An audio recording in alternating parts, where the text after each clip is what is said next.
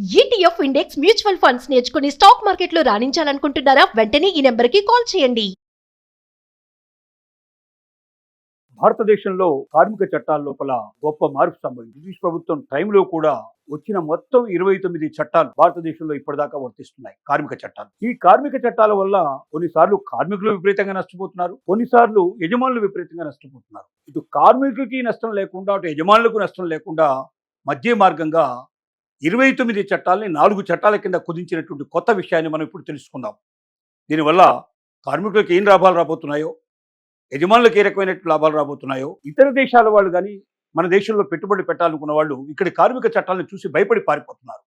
భారతదేశంలో ఇన్వెస్ట్మెంట్ చేసినట్టయితే కార్మికుల ఉచ్చులో మనం ఇరుక్కుంటాం, భవిష్యత్తులో మన డబ్బులు మన చేతికి రావు, మన పెట్టుబడి మనం నష్టపోతామని భయపడుతున్న వాళ్ళందరికీ నిర్భయంగా ఉండడానికి, రెండోది అసంఘటిత కార్మిక రంగం లోపల కింది స్థాయి నుంచి పనిచేస్తున్న వాళ్ళు, సంఘటితత్వం లేని వాళ్ళు, ఒక భద్రత లేకుండా భయంగా ఏ రోజు నా ఉద్యోగం ఊడిపోతుందో, ఏ రోజు నేను డబ్బు సంపాదించలేకపోతానో, ఏ రోజున నా కుటుంబానికి నేను కనీసం అన్నం పెట్టలేకపోతున్నానని భయపడేటువంటి బాధపడేటువంటి ప్రతి ఒక్కరికి ఒక సమాధానంగా కేంద్ర ప్రభుత్వం తీసుకొచ్చిన మార్పుల గురించి మనం ఇప్పుడు చర్చించుకుందాం. దాని గురించిన పూర్తి వివరాలు మనం తెలుసుకుందాం. ఇక భారత ప్రభుత్వం కార్మిక చట్టాల్లో తెచ్చినటువంటి మార్పుల గురించి మనం ముందుగా ప్రస్తావించుకుందాం. 29 చట్టాలని 4 చట్టాల కింద 4 కోడ్ల కింద ఏ రకంగా విభజించారో చూస్తే వాటి పేర్లు మనం తెలుసుకుంటే, మొట్టమొదటి కోడ్ ఆఫ్ వేజెస్ అనేటువంటిది మొట్టమొదటి చట్టం కింద తీసుకొచ్చారు. అంటే వేజెస్ ఇచ్చేటువంటి ఏవైతే వాళ్ళకు వేతనాలు ఉంటాయో ఆ వేతనాల మీద తీసుకొచ్చిన చట్టం కోడ్ ఆన్ వేజెస్. రెండోది ఇండస్ట్రియల్ రిలేషన్స్ కోడ్, అంటే ఇండస్ట్రీస్లో పనిచేసేటువంటి ఏవైతే కార్మికులు ఉన్నారో వాళ్లకు సంబంధించినటువంటి ప్రత్యేకమైన చట్టాల గురించి ఇండస్ట్రియల్ కోడ్ 2020 దాని గురించి చర్చించుకోవడం జరుగుతుంది. మూడోది social security code 2020. Social security కోడ్లో ఎవరైతే కనీస వేతనాల కోసం ఆలోచిస్తున్నారో వాళ్ళ గురించి, వాళ్ళకి సోషల్ సెక్యూరిటీ కింద మనం ఏం భద్రత కల్పిస్తున్నామని చెప్పేటువంటి విషయాలన్నీ కూడా ధృవీకరించడం జరుగుతుంది. నాలుగోది occupational safety, health and working conditions code 2020. ఎక్కడైతే కార్మికులు పనిచేస్తున్నారో అక్కడ ఏ రకమైన ప్రమాదాలు జరగకుండా, ఒకవేళ ప్రమాదాలు జరిగినట్టయితే వాళ్ళ ఆరోగ్యానికి రీత్యా సంబంధించినవి, తర్వాత పొల్యూషన్ రాకుండా, ఎంతకాలమైనా అక్కడ పనిచేసినా మళ్ళీ తిరిగి తన కుటుంబానికి ఏ ఇబ్బంది లేకుండా ఆ కుటుంబంలో సంపాదించే వ్యక్తి యొక్క ఆరోగ్యం పరిస్థితి, అతను మానసికంగా ప్రశాంతంగా ఉండడానికి కావాల్సిన పరిస్థితుల్ని క్రియేట్ చేసేటువంటి కోడ్ 4వ కోడ్ కింద మనం చెప్పుకోవచ్చు. అసలు ఈ సంస్కరణల యొక్క ముఖ్య ఉద్దేశం ఏమిటో కూడా మనం తెలుసుకునే ప్రయత్నం చేద్దాం. నెంబర్ 1 ఏమిటంటే నిబంధనలను సరళీకరణ చేయడం, ఉద్యోగుల హక్కులను పరిరక్షించడం, అన్ని పరిశ్రమల్లో ఏకరూప ప్రమాణాలు ఉండేలా చూడటం. నిబంధనలను సరళీకృతం చేయడం. ఇంతకుముందు చాలా కఠినమైన నిబంధనలు ఉండేవి. ఈ కఠినమైన నిబంధనల వల్ల యజమానులు కార్మికుల్ని ఎంటర్టైన్ చేయాలన్నా, ఎవరైనా తీసుకోవాలన్నా, ముఖ్యంగా ఇతర దేశాల నుంచి ఎవరైనా వచ్చి ఇక్కడ పెట్టుబడులు పెట్టాలన్నా గజగజ వణికిపోయే పరిస్థితి ఏర్పడింది. ఎందుకంటే కార్మిక సంఘాలన్నీ కూడా విపరీతంగా సమ్మె పాటించడం, వారు పని చేయకుండానే వేతనాలు డిమాండ్ చేయడం, వారు ప్రతి చిన్న విషయానికి రాద్ధాంతాలు క్రియేట్ చేయడం లాంటి కొన్ని చోట్ల జరిగిన పరిస్థితులు ఉన్నాయి. అన్ని చోట్ల కాకపోయినప్పటికీ కొన్ని చోట్ల కొంతమంది దీన్ని అడ్వాంటేజ్ తీసుకొని కొంతమంది కార్మిక నాయకులు విపరీతమైనటువంటి సమస్యలు క్రియేట్ చేయడం జరిగింది. అందువల్ల పెట్టుబడి పెట్టడానికి, కొత్తగా ఇండస్ట్రీస్ తీసుకురావడానికి భయపడేటువంటి పరిస్థితులు ఎక్కువ ఉన్నాయి. అలా కాకుండా మన దేశం కార్మికులను ఎక్కువగా చేర్చుకోవాలంటే, ప్రతి ఒక్కరికి ఉద్యోగం కల్పించాలంటే ఖచ్చితంగా ఇండస్ట్రీస్ పెరగాల్సిందే. తద్వారానే మనం ఉద్యోగ కల్పన జరుగుతుంది. అందుకోసమని మొట్టమొదటి ఉద్దేశం ఏంటంటే నిబంధనలను సరళీకృతం చేయడం అనేటువంటిది దీని ముఖ్యమైన ఉద్దేశం. 29 చట్టాలను 4 చట్టాల కింద కుదించడానికి కేంద్ర ప్రభుత్వానికి ఉన్న ముఖ్యమైన ఉద్దేశం ఏంటంటే దీన్ని ఈజీగా అమలు చేయడం జరిగినట్టయితే అందరికీ మేలు జరుగుతుంది, కొత్త ఇండస్ట్రీస్ బాగా ఎక్కువగా వస్తాయి, ఎక్కువ మందికి ఉద్యోగ ఉపాధి కల్పన జరుగుతుంది, ఉన్న వాళ్ళకు కూడా భద్రత చేకూరుతుందని దాని యొక్క ముఖ్య ఉద్దేశం. రెండోది తీసుకున్నట్టయితే ఉద్యోగుల హక్కుల్ని పరిరక్షించాం. అంటే ఉద్యోగులకున్న హక్కుల్ని పోగొట్టుకోకుండా పరిరక్షించబడాలి, కొత్త హక్కులు కూడా దీనిలోంచి కొంచెం క్రియేట్ చేయాలి. ఉద్యోగి తన జీవితంలో భద్రత కోల్పోకుండా నేను ఆనందంగా శాంతిగా ఉంటాను, నా కుటుంబాన్ని నేను పోషించుకోగలను, ఈ ఉద్యోగం నా హక్కు అనేటువంటి పరిస్థితిలో బతకగలనే నమ్మకాన్ని కలిగించడం దీని ముఖ్యమైన ఉద్దేశం. అన్ని పరిశ్రమల్లో ఏకరూప ప్రమాణాలు ఉండేలా చూడడం. ఒక పరిశ్రమకు ఒక రకమైనటువంటి సిద్ధాంతాలు, మరొక లేబర్ లైఫ్ ఉండటం వల్ల ఒక పరిశ్రమకి మరో ప్రభుత్వం సంబంధం లేకపోవడం వల్ల చాలా సమస్యలు వస్తున్నాయి. ఒక దగ్గర కార్మికులకు చాలా ఎక్కువ అవకాశాలు కలగటం, కొన్ని చోట్ల కార్మికులకు చాలా తక్కువ అవకాశాలు ఉండటం, ఒకే పని ఉన్నప్పటికీ, ఒకే విధానం ఉన్నప్పటికీ బట్ వాళ్ళకు వచ్చేటువంటి చట్టాల్లో తేడా ఉండటం వల్ల చాలా సమస్యలు ఎదుర్కోవడం జరిగింది గతంలో.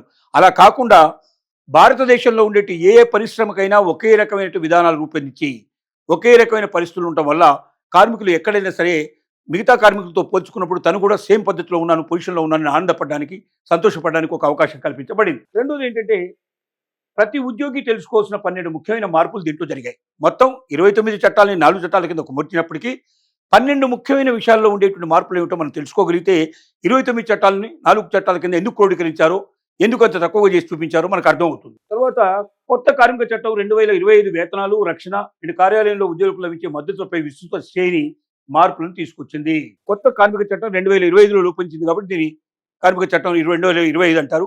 ఈ 2025 కార్మిక చట్టంలో వేతనాలు, రక్షణ, అలాగే కార్యాలయంలో ఉద్యోగులకు లభించే మద్దతుపై విస్తృతమైన అనేక రకాల మార్పులు తీసుకొచ్చింది. అంటే ఒక జీతభత్యాల విషయంలోనే కాకుండా వాళ్ళ భద్రత విషయంలో కూడా, ముఖ్యంగా మహిళలు పనిచేసిన దానికి, ఇంతకుముందు మహిళలకి ఓన్లీ వాళ్ళు డే టైంలోనే పనిచేసేవాళ్ళు, రాత్రిపూట పనిచేయడానికి మహిళలకు చాలా చోట్ల అవకాశాలు లేవు.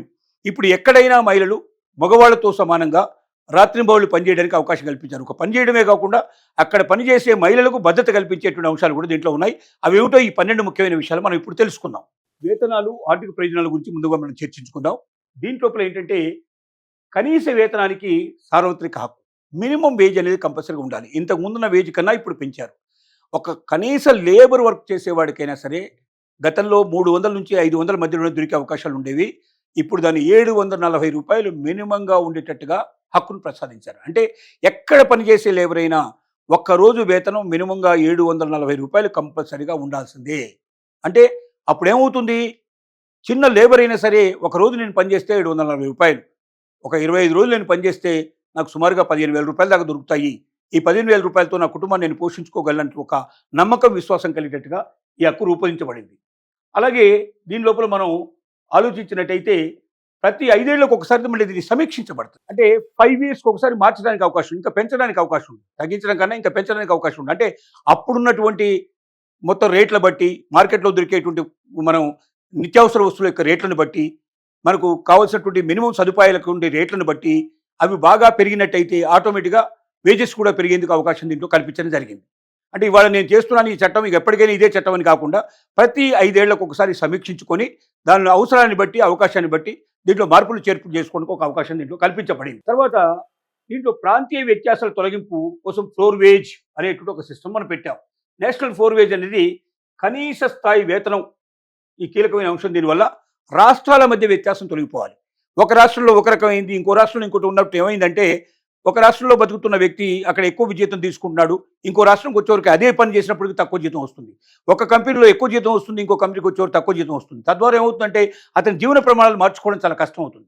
తక్కువ వేతనం ఉండేవాడు ఎక్కువ వేతనంలోకి వెళితే సంతోషపడతాడు, కానీ ఎక్కువ వేతనం ఉండేవాడు తక్కువ వేతనంలోకి వచ్చినప్పుడు చాలా బాధపడతాడు. ఎందుకంటే ఒక రకమైన స్టాండర్డ్ లైఫ్ అలవాటు పడిన తర్వాత ఆ రకమైనటువంటి ఆదాయం కోల్పోయినట్టయితే వచ్చేటువంటి అవకాశాలు పోగొట్టుకొని ఆ రకంగా తక్కువ స్థాయిలో జీవించలేక మానసికంగా సంకటపడటం, కుటుంబం అంతా కూడా చాలా ఇబ్బంది పడటం, తద్వారా రకరకాల సమస్యలు క్రియేట్ అయ్యి కార్మికుడు అశాంతి పాలయ్యే అవకాశం ఉంటుంది. అలా కాకుండా దేశమంతా ఒకే రకమైన చట్టాలు, దేశమంతా కూడా అన్ని రాష్ట్రాల్లో ఒకే చట్టాలు, ఒకే రకమైన వేతనాలు లభించడం వల్ల, ఒకే రకమైన సదుపాయాలు లభించడం వల్ల మానసిక ప్రశాంతతతో జీవన స్థాయిని తగ్గించుకోకుండా కార్మికుడు ఆనందంగా, శాంతంగా బతకడానికి ఒక అవకాశం కల్పించబడింది ఈ చట్టాల లోపల. రెండోది మనం తీసుకున్నట్టయితే మనకు ఈ యజమానులను కూడా తక్కువ వేతనాలు ఎవరైనా ఇచ్చేందుకు ప్రయత్నం చేసే యాజమాన్య విధులు కూడా పూర్తిగా విసర్జించవచ్చు. ఖచ్చితంగా మినిమం వేజెస్ యాక్ట్ ఏదైతే చెప్తుందో అంతకన్నా ₹1 తగ్గించడానికి వీలేదు. ప్రభుత్వం చెప్పిన పద్ధతి ప్రకారంగా ఏ స్థాయిలో ఉండేవాడికి ఎంత జీతం ఇవ్వాలో, ఏ రాష్ట్రంలో పనిచేసినా, ఏ ఫ్యాక్టరీలో పనిచేసినా, ఏ యాజమాన్య కింద పనిచేసినా ప్రతి ఒక్కరు దీన్ని పాటించాల్సి వస్తుంది. కాబట్టి ఆనందకరమైన జీవితం కార్మికుడు గడిపే అవకాశం ఉందనేది ప్రభుత్వం చెబుతున్న వాదన. ఇక మూడోది తీసుకున్నట్టయితే సకాలంలో డిజిటల్ వేతన చెల్లింపులు. ఇప్పటిదాకా ఏం జరుగుతున్నాయంటే డిజిటల్ వేతన చెల్లింపులు జరగటం లేదు. చాలా చోట్ల రాయడం 20,000, 30,000 రాసేసి 10,000, 5,000 అతని చేతిలో పెడుతున్నారు. అంటే ఎక్కువ తీసుకుంటున్నట్టుగా జీతాలు మనకు సంతకాలు పెట్టించుకొని తక్కువ డబ్బులు చెల్లించడం వల్ల మధ్యవర్తులు లాభపడుతున్నారు. వీళ్ళు ఇన్కమ్ ట్యాక్స్ కట్టకుండా ఎగ్గేసుకుంటున్నారు. అలాగే ఎక్కువ డబ్బు వస్తున్నట్టుగా సంతోషంగా కనబడడానికి జీతాన్ని పేరుకు మాత్రం ఎక్కువ డబ్బు కనబడుతుంది, కానీ చేతికి వచ్చేది మాత్రం చాలా తక్కువ మొత్తాల్లో వస్తుంది. ఇక నుంచి ఆ సిస్టమ్ తీసేసి పూర్తిగా ఎవరికి పెళ్లించినా డిజిటల్ చెల్లింపు చేయండి. డైరెక్ట్గా అతని అకౌంట్ ద్వారా మీకు డబ్బు వచ్చేట్టుగా చేయండి. అకౌంట్లో ఎప్పుడైతే డబ్బు వచ్చిందో డైరెక్ట్గా అతనికే వస్తుంది కాబట్టి, కార్మికుడి చేతికి వస్తుంది కాబట్టి మధ్యవర్తులు దోచుకునేటువంటి అవకాశం అక్కడ ఉండదు అని ఒక భద్రత కల్పించే పరిస్థితి తీసుకొచ్చారు. ఇక నుంచి అన్ని డిజిటల్ చెల్లింపులే ఉంటాయి. అంటే అకౌంట్ ఓపెన్ చేయాల్సిందే, అకౌంట్ ద్వారా డబ్బులు రావాల్సిందే. డైరెక్ట్గా క్యాష్ ఇచ్చేసి చేతులు దొరుకునే పరిస్థితి ఉండదు. ఎందుకంటే లేబర్కి కూడా ₹1 డబ్బులు పెట్టాల్సిన అవసరం లేకుండా మనం ఇవాళ జన్ధన్ యోజన కింద అకౌంట్ ఓపెన్ చేసుకుని బ్యాంకులో ఉండే అవకాశం కల్పించింది. కాబట్టి ప్రభుత్వం ప్రతి లేబర్కి, ప్రతి ఒక్క వ్యక్తికి అకౌంట్ ఓపెన్ చేయబడుతుంది. ఆ అకౌంట్ ద్వారానే వాళ్ళకి చెల్లింపులు జరుగుతాయి. కాబట్టి 100% తనకు ఏదైతే గవర్నమెంట్ చట్ట ప్రకారంగా రావాల్సిన డబ్బులు అవుతున్నాయో ఆ డబ్బులు తనకు వచ్చే అవకాశం కార్మికులకు కల్పించబడింది. ఇది చాలా ముఖ్యమైన విషయం. చెక్కుల ద్వారా కానీ డిజిటల్ రూపంలో కానీ చెల్లించాలి. ఫిక్స్డ్ టర్మ్ ఉద్యోగులకు గ్రాట్యుటీ 5 సంవత్సరాలు మినిమం టర్మ్ ఉన్నప్పుడు మాత్రమే గ్రాట్యుటీ వచ్చేట్టుగా గతంలో ఉన్న చట్టాలు ఉన్నాయి. అంటే ఒక కార్మికుడు ఒక పనిలో 5 సంవత్సరాలు కంటిన్యూస్గా పనిచేస్తే అప్పటి నుంచి అతని గ్రాట్యుటీ అకౌంట్ ఓపెన్ అవుతుంది. అతను గ్రాట్యుటీ లాభాలు పొందే అవకాశాలు ఉంటాయి. కానీ ఇప్పుడు చేసిన దాంట్లో అలా ఏమీ లేదు. అతను చేరిన రోజు నుంచి అతను గ్రాట్యుటీ కామన్గా వచ్చేసే అవకాశం ఏర్పాటు చేస్తున్నారు. అతను ఏ కంపెనీకి వెళ్తే ఆ కంపెనీకి ఆటోమేటిక్గా గ్రాట్యుటీ వర్తిస్తుంది. కాబట్టి 5 ఏళ్ళు ఎదురు చూసి నాకు గ్రాట్యుటీ వస్తుందని ఆశపడి ఈ లోపలే ఉద్యోగం ఓడిపోతే మళ్ళీ కొత్త ఉద్యోగంలో చేరాక గ్రాట్యుటీ లేక అక్కడ కొత్త అకౌంట్ ఓపెన్ అయ్యి జీవితాంతం అసలు గ్రాట్యుటీ లేకుండానే చాలామంది కార్మికులు తమ జీవితాన్ని చాలిస్తున్నారు. అలా కాకుండా చేరిన మొదటి రోజు నుంచే గ్రాట్యుటీ అనేది స్టార్ట్ అయ్యి తన జీవితం లోపల ఏ కంపెనీకి వెళ్ళినా అదే గ్రాట్యుటీ తిరిగి కంటిన్యూ అయ్యి చివరి దాకా కూడా గ్రాట్యుటీ పొందే అవకాశం ఉండేటట్టుగా, కార్మిక ప్రయోజనాలు పొందేటట్టుగా ఈ చట్టం రూపొందించబడింది. కాబట్టి మొదటి రోజు నుంచే కార్మికుడు సంతోషంగా పనిచేస్తాడు. తనకు తగినటువంటి ఇతర ఏదైతే వేతనాలు రావాలో, ఇతర లాభాలు ఏవైతే రావాలో ప్రతి కంపెనీ నుంచి అతను పొందడానికి ఇది ఒక అవకాశంగా పరిగణించడం జరిగింది. అలాగే ముఖ్యంగా సామాజిక భద్రత రక్షణ దీంట్లో కలిగించబడింది. అందరికీ సామాజిక భద్రత దీంట్లో ఉంది. సోషల్ సెక్యూరిటీ కోడ్ ద్వారా దీంట్లో స్వయం ఉపాధి ముఖ్యంగా మొదటిసారిగా దీంట్లో అనేక రకాల ప్రయోజనాలు కలిగించారు. సోషల్ సెక్యూరిటీ అంటే మనిషికి ఏంటంటే కనీసం తినడానికి తిండి కానీ, లేదా మినిమం అతనికి రావాల్సిన వేజెస్ కానీ, ఇలాంటివన్నీ సోషల్ సెక్యూరిటీ కింద ఉంటాయి. అతనికి ఖచ్చితంగా ఇవి వచ్చితేనే కానీ ప్రతి మనిషి బతకగలుగుతాడు. కాబట్టి అతనికి ఏమేం కావాలో మినిమం సదుపాయాలను దీంట్లో కల్పించే ఏర్పాటు ఈ యొక్క కార్మిక చట్టంలో కొత్తగా రూపొందించిన విషయాలు. ఇక అసంఘటిత రంగ కార్మికుల కోసం ప్రత్యేకంగా గిగ్ ప్లాట్ఫామ్ కార్మికుల కోసం ప్రత్యేక నిధిని సృష్టించారు. అంటే ఒక సోషల్ సెక్యూరిటీ కింద దీనికోసం ప్రత్యేకంగా ఒక ఫండ్ను క్రియేట్ చేశారు. ఈ ఫండ్ ద్వారా ప్రతి యజమాని ఈ ఫండ్ కొంత అమౌంట్ ఖచ్చితంగా కట్టాల్సిందే. ఈ అమౌంట్ అందరు యజమానులకు ఇచ్చిన డబ్బులతో ఎక్కడైతే అబద్ధతకు లోనవుతున్నారో, ఎక్కడైతే కార్మిక అత్యవసరాలు ఉన్నాయో, ఎక్కడైతే సమస్యలు వచ్చి పడ్డాయో, ఎక్కడైతే ఆరోగ్య పరిస్థితులు ఏర్పడ్డాయో ఇలాంటి చోటికి ఈ డబ్బులు తిరిగి తరలించి వాళ్ళ జీవితాల్లో ఆనందమయం చేయడానికి ఒక సోషల్ సెక్యూరిటీగా ఒక భద్రతా నిధిని దీనికోసం ప్రత్యేకంగా ఏర్పాటు చేసే అవకాశాన్ని కొత్తగా తెచ్చినటువంటి చట్టాల ద్వారా మనకు లభించాయి. ఇక అంతర్రాష్ట్ర వలస కార్మికులకు మెరుగైన హక్కు. అంతర్రాష్ట్ర మెరుగైనప్పుడు ఏమవుతుందంటే ఒక రాష్ట్రం నుంచి మరొక రాష్ట్రానికి, ఈ రాష్ట్రంలో ఉండేవాడు ఇంకో రాష్ట్రానికి వెళ్ళినా, ఆ రాష్ట్రంలో ఉండే ఈ రాష్ట్రానికి వచ్చినా గతంలో ఏముండేదంటే ఆ రాష్ట్రంలో ఉండేటువంటి ప్రత్యేకమైన కార్మిక చట్టాలే అతనికి వర్తించేవి. ఈ ఇంకో రాష్ట్రం మారినప్పుడు ఆ రాష్ట్రంలో ఉండేట్టు వర్తించేవి. తద్వారా ఏమైందంటే అనేక రకాల నష్టాలు సంభవించేవి, అనేక రకాల సమస్యలు వచ్చేవి. తనకు రావాల్సిన బెనిఫిట్స్ అన్నీ కోల్పోయే ప్రమాదాలు కార్మికులకు ఎప్పుడు ఉండేవి. మళ్ళీ కొత్త రాష్ట్రానికి వచ్చినప్పుడు మళ్ళీ కొత్తగా అతని సర్వీస్ అనేది అప్పుడప్పుడే మొదలైనట్టుగా నిర్ణయానికి రావాల్సిన పరిస్థితి ఏర్పడింది. ఇప్పుడు అలా కాకుండా ఒక కార్మికుడు ఎన్ని చోట్ల తిరిగినా, ఎన్ని రాష్ట్రాలు తిరిగినా, ఎక్కడికి వెళ్ళినా అతనికి అన్ని రకాల భద్రత ఉండేట్టుగా ఏర్పాటు చేస్తారు. ముఖ్యంగా ఏంటంటే వన్ నేషన్ వన్ రేషన్ అనే విధానాన్ని ప్రవేశపెట్టారు. వన్ నేషన్ వన్ రేషన్ అంటే ఏంటంటే ఇంతకుముందు రేషన్ కార్డు ఉంటే మీకు ఏ ఊర్లో మీకు రేషన్ కార్డు ఏర్పడిందో అక్కడికే వచ్చి రేషన్ తీసుకోవాల్సిన పరిస్థితి ఏర్పడింది. అలా అవుతే ఇప్పుడు ఏమవుతుందంటే చాలామంది వచ్చిపోవడానికి అయ్యే ఖర్చులు వేల మీద ఉంటాయి. ఈ ₹1000 ఖర్చు పెట్టి మనం ₹100 కోసం అనవసరంగా ప్రయత్నం చేయడం ఏంటని చాలామంది ఇతర రాష్ట్రాల్లో పనిచేసేవాళ్ళు, ఇతర ప్రాంతాల్లో పనిచేసేవాళ్ళు రేషన్ తీసుకోకుండానే ప్రతి నెల వదిలిపెట్టడం, వీటిని చాలామంది ఏంటంటే దొంగ సంతకాలు పెట్టి దొంగ వ్యవహారాలు చేసి ఆ రేషన్ అంతా దాని గట్టుచప్పుడు కాకుండా బ్లాక్ మార్కెట్లో మళ్లించడం, విదేశాలకు దాన్ని సప్లై చేయడం, ఇలాంటివన్నీ రకరకాలైనటువంటి పరిస్థితులు ఏర్పడ్డాయి. కోట్లాది రూపాయలు ప్రభుత్వ ధనం అనవసరంగా వేస్ట్ అయ్యే పరిస్థితి ఏర్పడింది. ఇప్పుడు అలా కాదు. ఏ రాష్ట్రం వాడు ఏ రాష్ట్రంలో పనిచేసినా అది ఎంత దూరం ఉన్నా తిరిగి ఊరికొచ్చి మనం రేషన్ తీసుకోవాల్సిన అవసరం లేదు. ఏవైతే పెన్షన్ కానీ, రేషన్ కానీ ఇలాంటి ప్రయోజనాలు దేశంలో ఎక్కడున్నా సరే వాటిని పొందడానికి వీలుగా అక్కడ స్థానికంగానే పొందడానికి వీలుగా చేయడం వల్ల ఒక మనిషి ప్రయాణం చేయాల్సిన అవసరం లేకుండా, డబ్బు ఖర్చు కాకుండా, ఆరోగ్యం దెబ్బతినకుండా ఉన్న చోటనే ప్రభుత్వం ఇచ్చేటువంటి అన్ని పథకాలని పొందే అవకాశాలు కార్మికులకి దీని ద్వారా వర్తింపజేసే పరిస్థితి ఏర్పడింది. ఇది చాలా లాభదాయకమైంది, కార్మికులకి ఎంతో మేలు కలిగించేటువంటి అంశం. ఇక మనం పని పరిస్థితులకు భద్రత అంటే ప్రమాదకరమైన వాతావరణం కాకుండా ప్రమాదరహితమైన వాతావరణం తప్పనిసరిగా ఏ ఇండస్ట్రీ అయినా దీన్ని ఖచ్చితంగా పాటించాల్సిందే. ప్రతి ఇండస్ట్రీలో కూడా తగినటువంటి జాగ్రత్తలు చూసి కార్మికులకి ఆరోగ్యానికి భంగం కలిగించడం కానీ, లేక అక్కడ ఉన్నటువంటి గాలి కానీ, వాతావరణం కానీ ఏదైనా సరే అతనికి ఇబ్బంది కలిగించి భవిష్యత్తులో ఏదైనా ప్రమాదాలకు దారితీసే పరిస్థితి కానీ ఇలాంటివి ఏమీ లేకుండా ఉండేటువంటి అన్ని రకాల పూర్తి బాధ్యత తీసుకొని ప్రతి ఇండస్ట్రీలో కూడా మార్పులు చేయాల్సిన అవసరం ఉందనేది ఈ చట్టాలు చెప్తున్నాయి. దీని ప్రకారంగా సురక్షితమైన పని వాతావరణం కలుగుతుంది, తను ఎక్కువ కాలం పనిచేసే అవకాశం ఉంటుంది, ఆరోగ్యంగా జీవించడానికి అవకాశం కార్మికుడికి కల్పించబడుతుంది. ఇక మహిళా సాధికారత అండ్ నైట్ షిఫ్ట్ హక్కులు. ఇప్పుడు చాలా వరకు విషయాల లోపల మనకు మహిళలకి పురుషులకు మధ్యలో వ్యత్యాసం ఉంది. వేతనాల్లో వ్యత్యాసం ఉంది కొన్ని చోట్ల. తర్వాత నైట్ షిఫ్ట్లో పనిచేసే అవకాశం చాలా వరకు మహిళలకు లేదు. ఎందుకంటే సరైన భద్రత ఉండకపోవడం వల్ల, రాత్రిపూట వచ్చేటువంటి మహిళల మీద అత్యాచారాలు ఎక్కువ అవడం వల్ల, చాలా కేసుల లోపల మరి యజమానులకు కూడా శిక్షలు పడే పరిస్థితి ఏర్పడటం వల్ల అనవసరమైన రాద్ధాంతం మనకెందుకు, అనవసరమైన ప్రాబ్లం మనకెందుకని నైట్ షిఫ్ట్లోంచి లేడీస్ని తొలగించి పూర్తిగా జెంట్స్కి మాత్రం నైట్ షిఫ్ట్లు ఇచ్చేటువంటి పద్ధతులు ఇప్పుడు ఉన్నాయి. కానీ ఇక నుంచి ఈ చట్టం అమలు అవటం వల్ల ఏ మహిళ అయినా సరే పురుషుడితో సమానంగా సమాన వేతనం పొందడానికి అవకాశం ఉంది, సమానంగా పనిచేసే అవకాశం ఉంటుంది. ఖచ్చితంగా నైట్ షిఫ్ట్లో కూడా వాళ్ళు అటెండ్ కావాలి. నైట్ షిఫ్ట్లకు అటెండ్ అవ్వాలంటే వాళ్ళకి తగిన రవాణా సౌకర్యం ఏర్పాటు చేయాలి, అక్కడ భద్రతా ప్రమాణాలు పెంచాలి, వాళ్ళ మీద అఘాయిత్యాలు జరగకుండా చూడాలి, వాళ్ళకు తగిన రక్షణ కల్పించి ఇంటి నుంచి తీసుకెళ్లి మళ్ళీ ఇంటి దగ్గర వదిలిపెట్టే బాధ్యత కూడా ఖచ్చితంగా యాజమాన్యాలు ఊహించాల్సిన పరిస్థితి ఏర్పడుతుంది. అంటే మహిళలకు సమాన వేతనాలు వస్తున్నాయి, మహిళలకు తగిన రక్షణ కల్పించబడుతుంది, పురుషులతో సమానంగా పనిచేయగలిగే అవకాశాలు కలుగుతున్నాయి. కాబట్టి ఇప్పటి నుంచి ఏ మహిళ పురుషుడి కన్నా తక్కువ కాదు, తను కూడా కార్మిక రంగంలో ఈక్వల్గా మగవాడితో పనిచేయగలిగిన నమ్మకాన్ని ఈ చట్టం కల్పించింది. ఇక తప్పనిసరి అపాయింట్మెంట్ లెటర్లు, ఇది చాలా ముఖ్యమైన విషయం. ఇప్పటిదాకా భారతదేశంలో ఒక సంఘటిత రంగాల్లో మాత్రమే మీకు అపాయింట్మెంట్ లెటర్స్ దొరుకుతాయి, అసంఘటిత రంగాల్లో ఇవి దొరకవు. ఇంకా గట్టిగా చెప్పాలంటే ప్రైవేట్ కంపెనీల్లో చాలా వరకు అపాయింట్మెంట్ లెటర్ ఇవ్వకుండానే నేను ఈ రోజు నుంచి అపాయింట్ చేశానని చెప్తాడు, కోపం వచ్చినప్పుడు ఈ రోజు నుంచి పీకేశానని చెప్పేస్తాడు. ఇంత సులభంగా ఉన్నాయి.